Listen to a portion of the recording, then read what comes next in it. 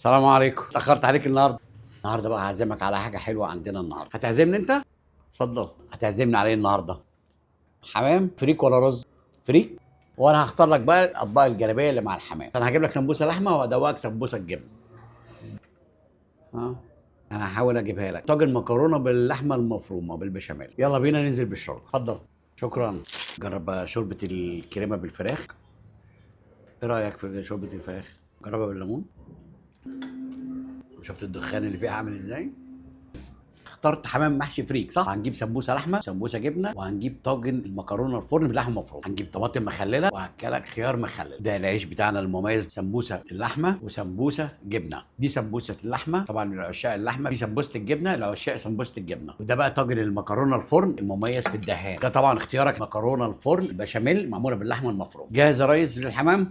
اتفضل. ده الحمام بالفريك بتاعنا اللي انت اخترته برضه. شوف شكل الحمام عامل ازاي. صدر الحمام مليانه لحم ازاي. جرب بقى السمبوسه باللحمه.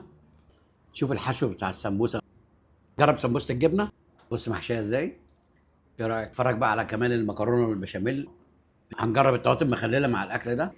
جرب الخيار المخلل بتاع الدهان، التخليل بتاعنا احنا ده. عجبك تجربه الحمام مكرونه البشاميل؟ الف هنا. نورتني النهارده بعزومتك ليا، والمره الجايه ان شاء الله هعزمك انا على حاجه جامده.